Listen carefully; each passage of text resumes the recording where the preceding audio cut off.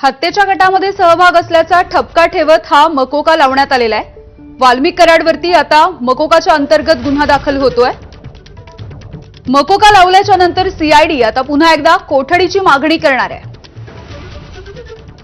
सरपंच हत्येच्या गटामध्ये सहभाग असल्याचा ठपका ठेवण्यात आलाय आणि या प्रकरणी हा मकोका लावण्यात आलेला आहे।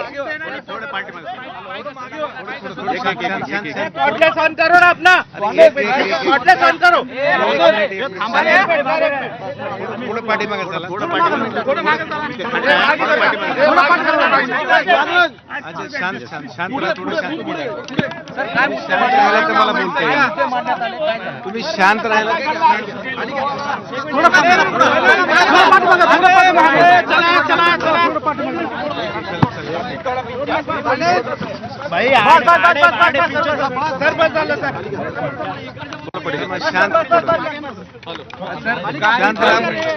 शांत राहा सगळ्याला बोलतो मी शांत राहा तुम्ही शांत राहिलात तर मला बोलणं होईल। जरा शांत राहा तुम्ही व्यवस्थित सांगतो तुम्हाला काय झालंय सर मी आज याच्यामध्ये कोर्टापुढे युक्तिवाद झाला। त्याने 10 दिवसाचा पोलीस रिमांड मागितली होती, पोलीस कस्टडी। त्याच्यामध्ये 10 मुद्दे त्यांनी घेतले होते की ह्या मुद्द्यावर आम्हाला 10 मुद्द्यावर त्यांची पोलीस कस्टडी पाहिजे। याच्या अगोदर 31 डिसेंबरला 15 दिवसाची पोलीस कस्टडी त्यांनी दिलेली होती। त्यापैकी 10 मुद्दे त्यांनी परत सांगितले होते की आम्हाला त्या बाकीच्या गुन्ह्यात तपास करायचा, यांची प्रॉपर्टी वगैरे चेक करायची, ते करायची। त्याच्यामुळे कोर्टानं आज दोन्ही सरकारी वकिलांनी आमचा युक्तिवाद ऐकला आणि कोर्टानं त्यांना जो पोलीस कस्टडी मागण्याचा अर्ज होता तो त्यांचा फेटाळलेला आहे आणि मॅजिस्ट्रेट कस्टडी दिलेली आहे। नाही असं बिलकुल कोर्टापुढे काही नाहीये। कोर्टापुढे आतापर्यंत आमच्याशी कुठं निदर्शनास आलेलं नाही किंवा काही नाहीये, कारण आता आज फक्त जी काही एक्स्ट्रॉशनची केस आहे त्या संदर्भात आजची केस सुनावणी झालेली होती आणि मोका लावण्याच्या संदर्भात किंवा दुसऱ्या गुन्ह्याच्या संदर्भात असं आतापर्यंत ह्या कोर्टापुढे तरी अर्ज आलेला नाहीये। काय अडचणी निर्माण होऊ शकतात? नाही आता ते आम्ही त्या पुढच्या वेळेस आम्ही बघू, सांगू तुम्हाला। म्हणजे मोका लावल्यानं काय त्यांचा तसंही ह्या आतापर्यंत जो तपास आतापर्यंत आलेला आहे त्या तपासामध्ये त्यांनी सांगितलं की आम्हाला दुसऱ्या गुन्ह्यामध्ये त्यांना तपास करायचा आहे, पण कुठेही तपासामध्ये वाल्मिक कराड यांचा सहभाग आलेला नाहीये। हे आम्ही कोर्टाला स्पेसिफिक आर्ग्युमेंट केलेलं आहे की गुन्ह्यामध्ये त्यांचा जो 103 BNS खाली गुन्हा आहे त्याच्यामध्ये यांचा कुठलाही सहभाग, ऑन द कॉन्ट्ररी त्यांनी असं मागितलं होतं की आम्हाला त्यामध्ये त्यांचा तपास करायचा आहे, त्या गुन्ह्यामध्ये यांचा सहभाग आहे का नाही या संदर्भात आम्हाला तपास करण्यासाठी परत 10 दिवसाची पोलीस रिमांड मागण्याचा अर्ज त्यांचा होता। त्याच्यामुळं त्या पद्धतीमध्ये किंवा त्या तपासामध्ये वाल्मिक कराड यांचा त्या गुन्ह्यामध्ये कुठेही सहभाग आलेला नाही। आता सर एमसीआर झालेला आहे, आता ब्रेकची काय पुढे काय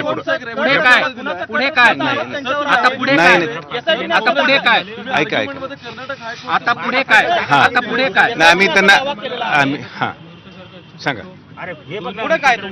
नाही आता आम्ही जमानचा अर्ज आज दाखल केलेला आहे, त्याच्यावर 2-3 दिवसात सुनावणी अपेक्षित आहे ह्या गुन्ह्यामध्ये। कारण एमसीआर झाल्यामुळे आम्ही आता जमानतीचा अर्ज आजच दाखल केलेला आहे, त्याच्यावरची कोर्टाच्या ह्याच्याप्रमाणे 2-3 दिवसात सुनावणी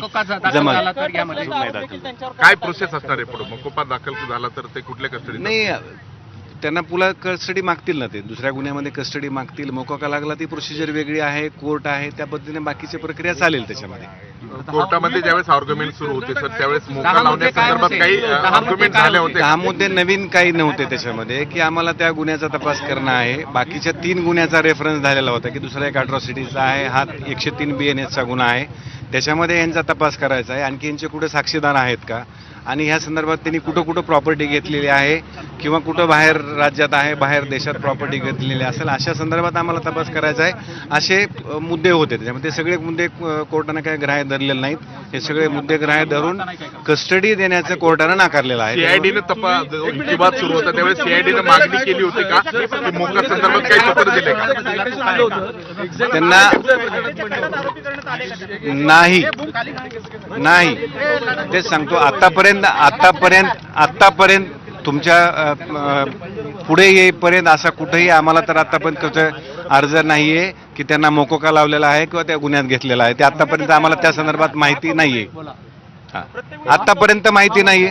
गुन्ह्यात 15 दिवसांची पोलीस कोठडीचा एक मुद्दा तुम्ही मांडला. हो, आम्ही त्याच्यात असा मुद्दा मांडला किंवा हे जे त्यांच्या 10 वर्ष 1 वर्ष असं नाही की फक्त 10 वर्षे, मॅक्झिमम 10 वर्ष शिक्षा याच्यामध्ये आहे. त्याच्यामुळे 1 वर्ष ते 10 वर्ष अशा संदर्भात शिक्षा असल्यामुळे आमचं असं म्हणणं होतं की 15 दिवसाची कस्टडी दिलेली आहे ती पूर्ण आहे. त्याच्यामध्ये त्या 15 दिवसात पूर्ण तपास झालेला आहे. त्यामुळे पुन्हा कस्टडी मागण्याचं तसं आवश्यकता इन्व्हेस्टिगेशन एजन्सीला नाही असं आम्ही आमचं म्हणणं मांडलं. ते ग्राह्य ओके धरण्यात सर. आलं. कर्नाटक हायकोर्टचं एक सायटेशन दिलं होतं सगळ्या प्रकरणामध्ये. काय थोडं ब्रीफ द्याल का? नाही, त्याच्यामध्ये आम्ही हेच सांगितलं होतं की ज्या शिक्षे ज्याच्यामध्ये 10 वर्षापर्यंत शिक्षा आहे, त्या 10 वर्षापर्यंत जी शिक्षा आहे त्याच्यामध्ये आमचं म्हणणं होतं की पहिला 40 दिवसाचा तपास आहे ते 15 दिवस तुम्ही पोलीस कस्टडी मागू शकता. असा आम्ही एक त्याच्या कर्नाटक हायकोर्टचा दाखला दिला होता. त्याच्यावर सुप्रीम कोर्टाने तो कन्फर्म केलेला आहे. ओके ओके एग्जैक्टली आप थोड़ा ब्रीफ दीजिए कि एग्जैक्टली कोर्ट रूम में क्या हुआ? नहीं, कोर्ट रूम की बातें बाहर नहीं बोल सकते भाई, आप बोलिए. कोर्ट रूम में that was an argument. Sir आपकी आर्ग्यूमेंट थी इसमें. नहीं, हमने यही आपका बेसिकली सुदर्शन गुले और इस दोनों मामले में नहीं, हमने वही बोला कोर्ट के अंदर जो बातें हुई हम आपको बता नहीं सकते. That was an part of the argument. So आपको क्या हुआ ये मेरा बताना जरूरी है. बाकी क्या MCR हुआ है, मैजिस्ट्रेट कस्टडी उनको दी गई है इसके पूरे जरिए. मामले में सर हत्या के मामले में उनका लिंक है ऐसा है? बिल्कुल नहीं है. हमने बोला है कि उसमें उनको उन्होंने अभी कस्टडी मांगा था कि हमको उस पर इन्वेस्टिगेशन करना है. उनका यही चाहिए था कि हमको इन्वेस्टिगेशन करना है, उसका कुछ रोल है क्या नहीं. अभी तक उन्होंने कुछ बोला नहीं. वो रिमांड में कुछ आया नहीं कि उनका कुछ रोल है. लेकिन ये कह रहे थे कि उनकी जो मालमत्ता है यानी कि अलग अलग बुनियादी जगहों पे जहाँ उनकी प्रॉपर्टी है उसे भी क्रॉस वेरीफाई करना है आउट ऑफ इंडिया. नहीं, वो तो कभी भी कर सकते हैं ना. तो हमने बोला उसको कि भाई आपको प्रॉपर्टी इन्वेस्टिगेशन करने के लिए उनकी पर्सनल कस्टडी क्यों जरूरत है, पुलिस कस्टडी जरूरत नहीं.